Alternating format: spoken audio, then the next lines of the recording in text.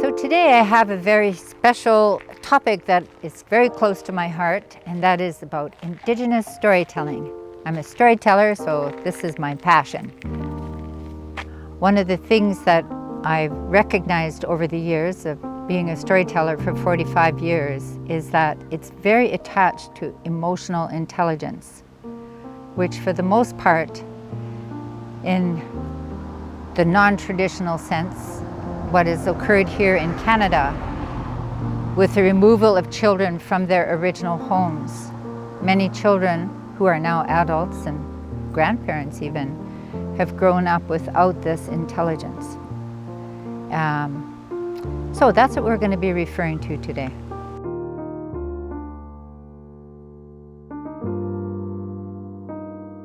When Clarence was little, his grandmother carried. When your culture relies on an oral rather than written history, stories are everything. As effective as they are for adults, they become the essential guide for children. How to work with others, how to get along, how to survive. These stories are passed along from generation to generation and sometimes take on different forms. But their task is to share the experience of those who have gone before. Sometimes the stories are about what to do, and sometimes what not to do. It's a fascinating way because, like, you know, everyone's like listening on it, and then it it gets to the climax part, and all of a sudden, like, you're thinking about it. Well, what if this actually does happen? They tell you not to go outside when it's dark, or don't howl at the wind, don't look at the moon, be nice to your parents, because all these things behind stories portray like what I've just said, like all these values, and just to protect our children, to make sure that they're safe, and manners and respect. And learned a lot of stories growing up as little kids in immersion, and they were kind of scary, and some of them, most of them, all of them were about basically behaving, learning a lesson because something's going to happen or something's going to get you. For example, we grew up with the bag lady, Wiske Jock. And what she did was she came with her giant bag and her stick, and she peeked in windows and took all the bad kids in her bag and took them home with her. And she lived at Never Come Home River and fed them raw meat. And I was told a lot of stories from my grandmother about living in the bush. They lived in the bush to escape residential school. They grew up illiterate, so they didn't write, so it was always very oral on my mother's side of the family. The interesting thing about stories, I should say, is that every set of ears that hears it through their own ears and their own life experience, sees it through their own eyes and through their own, what they have observed in life. And it's not to say that every 16-year-old will hear the same lesson in the story. They might hear several lessons. And the neat thing about this is that lessons will be derived from the stories according to what you yourself are going through at the moment in your own life. So there might be things that you are trying to work out, and all of a sudden you hear this story from this elder, and maybe it's just a little sentence from the story that makes you think more deeply about something, and also get an answer to something you've been dealing with. So years and years and years and years ago, probably before I was born, most definitely before I was born, my grandparents said there was this character running around. His name was Wiske Jock. Now Wiske Jock was a bit of a funny person, funny, not funny ha-ha, but funny, and sometimes very shifty. Now, if you don't know what shifty means, it kind of means a little devious. But Wiske Jock also was very, very, didn't want to work, but was always hungry. And so what he did was, one time, he sat there and he was trying to figure out, how am I going to eat without working? Because I really don't want to work. So he came up with a plan. Wiske Jock came up with a plan saying, I'm going to invite all the birds that I know, the geese, the partridge, the swans, the Canada geese, the ducks, the muskrat, anybody that lived by the water, because he liked swimming, according to what my grandparents said. And so he built the fire and he said, come on over, we're having a party. So all these animals came by, and these birds, they came by and they were watching Wiske Jock, and they saw Wiske Jock, you know, dancing around the fire, being silly, being goofy. And so then all the other birds and the animals, they started getting interested because they're curious by nature. I had a fox one time walk up to me when I was sitting in the bush and just stood there and watched me for a long time, which was really, really nice, peaceful. So they're sitting there and they're watching Wiske Jock. So they start dancing too around the fire. They're having fun, you know, they're making fun of each other, they're teasing for their dance moves. But after a while they started getting tired, and they started to get sleepy because it was late in the night. So all of a sudden, Wiske Jock come by with a burlap bag and started putting the animals in the bags because he wanted food to eat. But they were so tired that they didn't put up a fight. And this went on for, you know, a while. And then that big circle of animals started to get thinner and thinner.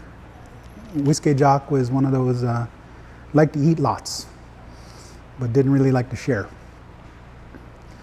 So the loon opened his eyes because Wiske Jock said, you have to keep your eyes closed while we're dancing now, because that's part of what we're doing.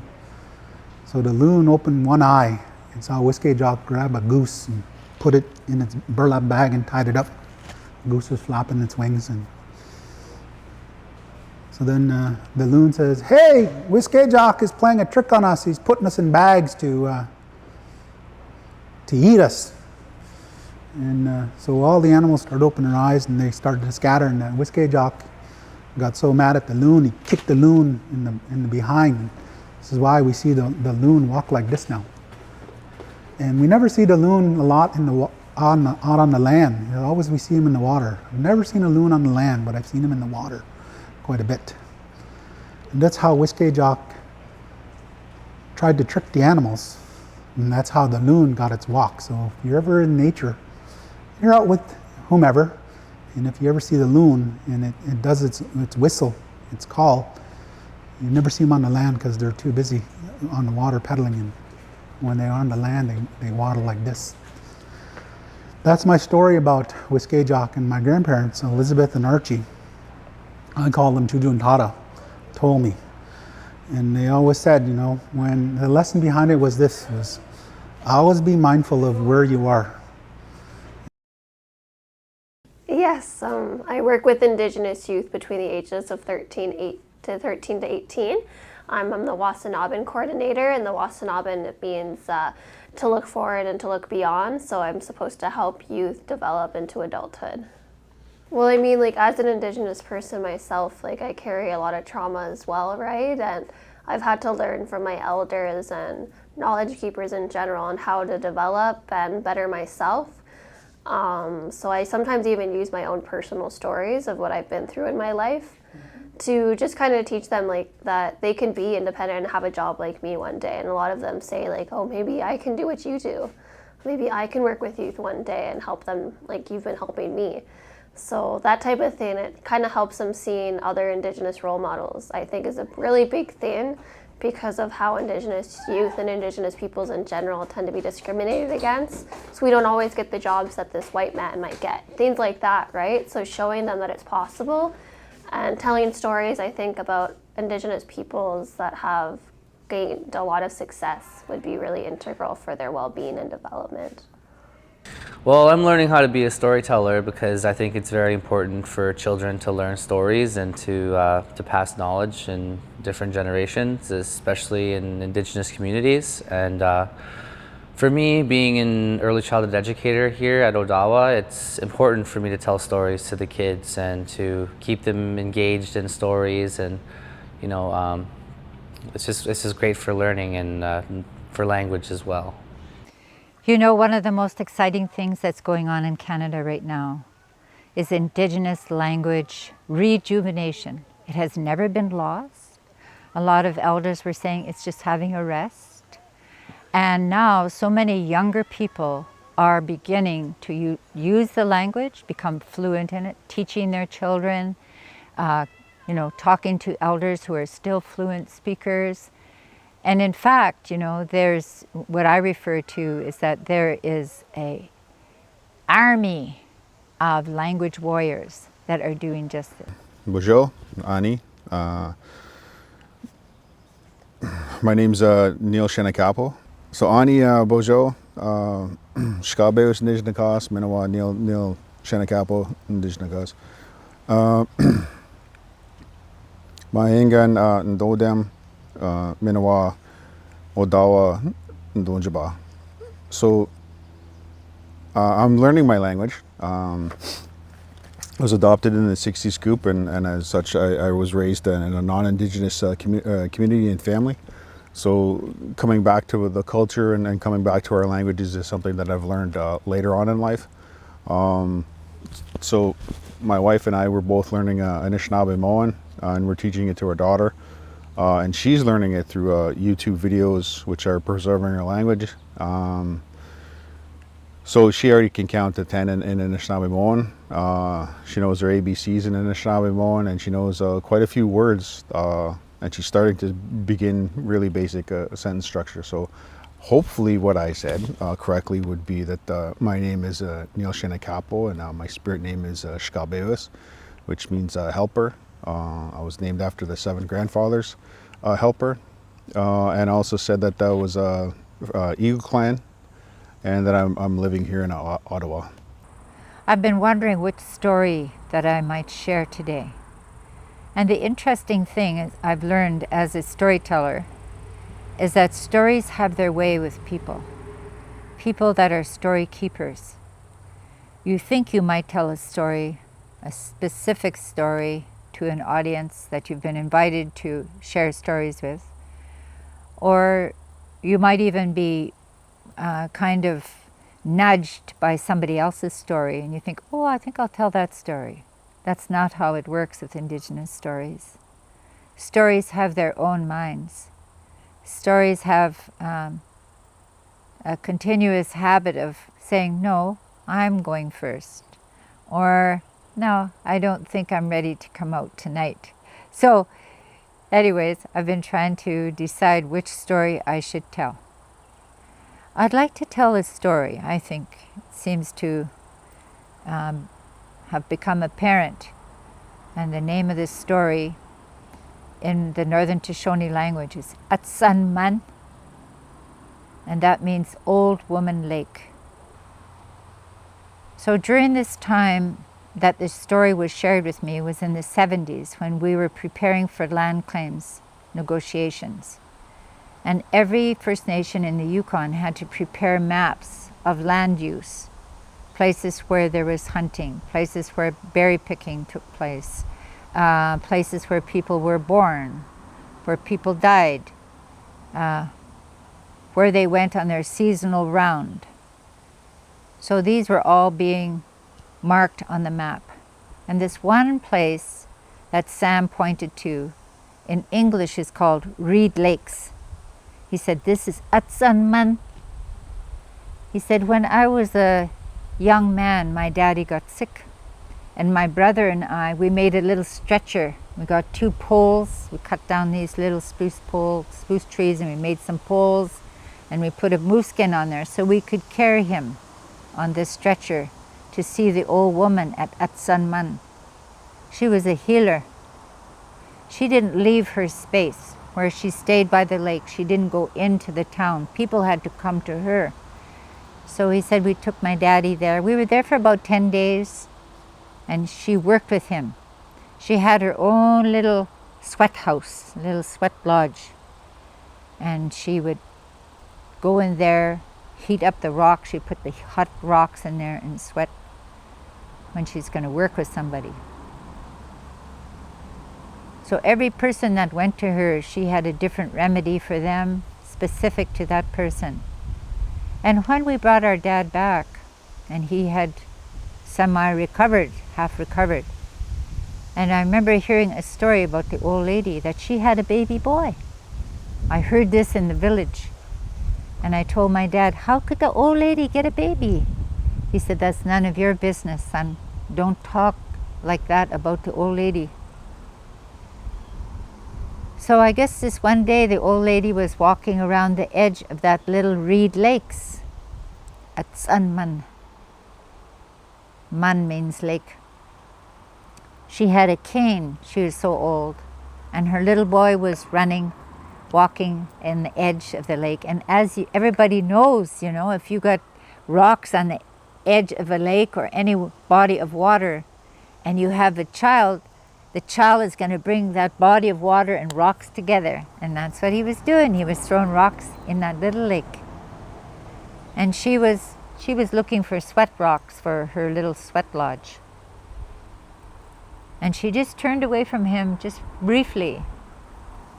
A big jackfish came and got her little boy. Ah, she hollered out, bring back my boy! But that jackfish had already taken her son out into the water. She had to work fast. What could she do? She started cutting down all of the little skinny spruce trees that were nearby, limbing them, piling all the dried limbs on the side. She was going to make rafts. And she had a roll of spruce root, and she started to tie these little logs together, little skinny little spruce logs, tying them together. And on top the first raft, she put some dried brush, and she had a pile of sweat rocks there, and she piled those on top of that dried brush. And as I said, they used to make these torches out of the reeds. And when the summer sun would go away to the winter world and let the darkness come back, this is when they would fish with these torches from the reeds. They would bundle up the reeds, dip them into grease, spark them with the flint, go to the edge of the lake, and the fish would come in and they would throw their fish out. This is what they did at lakes, but they would come to reed lakes to get the reeds. So she had quite a few of them there. So once she had her first raft, and she made several of them, she took one of those torches, she lit it with her little flint, and started the first one on fire, and she pushed it out onto the lake. It wasn't a very big lake. And the old man said pretty soon it was like the whole lake was on fire. There were so many rafts out there burning, heating up those rocks. Pretty soon all of those little logs, they burned and disintegrated, and the rocks started falling into the water. Pretty soon the water is getting hotter. It's boiling. That giant jackfish surfaced, cooked, dead. And the old lady, she cut a branch and she ran out into the lake up to her armpits. And she grabbed that giant jackfish by his gills and dragged him to the shore, threw him down, and she had her little knife in the little pocket on the side of her belt, and she cut it open. She had to work fast. Her boy was in the stomach of that giant jackfish. And she opened it, and it was too late. Already the flesh had been digested. There was just bones in there. She didn't feel defeated. She kept going.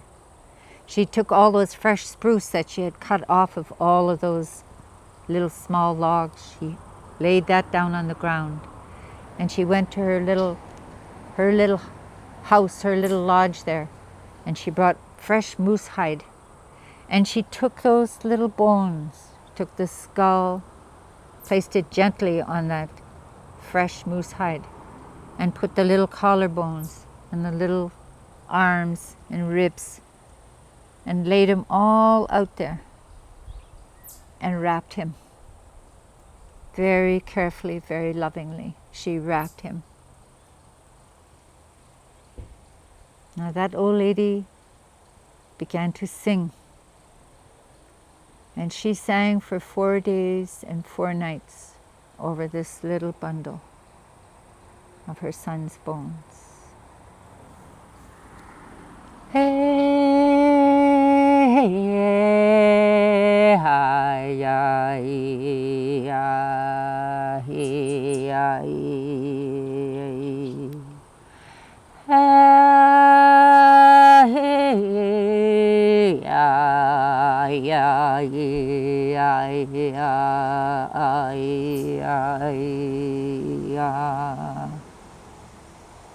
She never rested.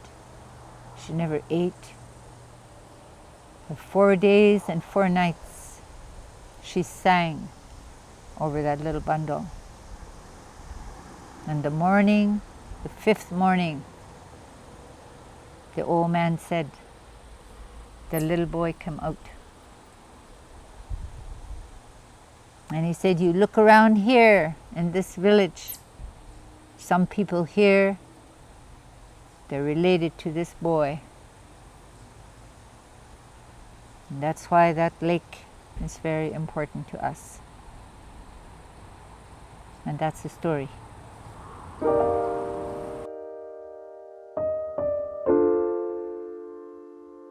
I have a very wonderful friend who has coined this description of oral histories in which many of our stories were passed down.